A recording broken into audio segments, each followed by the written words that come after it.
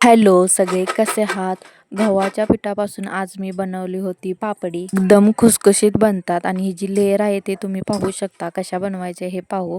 आणि बिना सोडा वगैरे वापरता एकदम टम्म फुगल्या होत्या. सर्व साहित्य मी घेतलं होतं. 2 मोठमोठे कटोरे गव्हाचं पीठ घेतलं होतं. चवीप्रमाणे मीठ, लाल तिखट, हळद, ओवा. जो ओवा आहे ना तो हातावर खचखच चोळून घ्यायचा, त्यामुळे स्मेल ही चांगले येते. हे सगळं पिठामध्ये एकजीव करून घ्यायचं.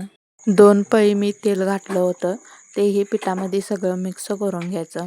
मिक्स करून झालं ना तर आपल्या हातामध्ये कणे असं एक मुटका करून पाहायचा, तेव्हा समजायचं की पीठ आपलं परफेक्ट झाले. त्यानंतर थोडं थोडं पाणी घालून मळायचं. जास्त पाण्याचा वापर नाही करायचा. तेल वापरलेलं असतं त्यामुळे पाणी इतकं जास्त नाही लागत. छानपैकी माझा गोळा मळून झालेला आहे. त्यानंतर 20 ते 25 मिनिटं याला झाकून ठेवायचं. 20 मिनिटं हा मी गोळा ठेवला होता. तुम्ही जास्त वेळही ठेवू शकता. चपातीला ना जसं आपण गोळे करतो ना मोठमोठे, तसे मी 3 गोळे बनवून घेतले होते. जसं आपण चपाती लाटतो ना तसं लाटायचं. ह्याला पीठ वगैरे तेल वगैरे अजिबात काही नाही लागत. परत एकदा लाटलं, त्यानंतर मी डबलदा लाटलं. 2दा लाटून घ्यायचं असं घडी घालून.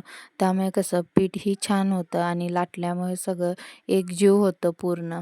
आणि त्यानंतर असे मी छोटे छोटे गोळे करून घेतले होते. तुम्ही ना जसं चपाती बनवतो ना तसं जरी केले तर चालेल. फक्त काय जास्त जाडही नाही जास्त पातळी नाही, मीडियम साईज करायचं. आणि त्यानंतर तुम्ही वड्या पाडून घेऊ शकता. पुरीसाठी आपण छोटे छोटे गोळे बनवतो ना तसेच मी केले होते.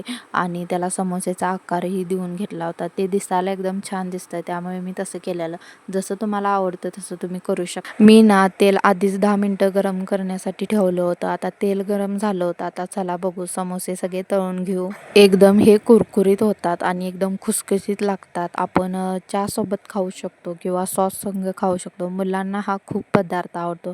एकदा नक्की ट्राय करून पहा. खास हे मी पिल्लूसाठी बनवलं होतं, कारण का ती सारखं दुकानातलं मागते. त्यामुळे इथे तुम्ही पाहू शकता एकदम अगदी टम्म फुगल्या होत्या बिना सोडा वगैरे वापरता. तुम्हीही असे बनवू शकता. नक्की सांगा कशी वाटली रेसिपी.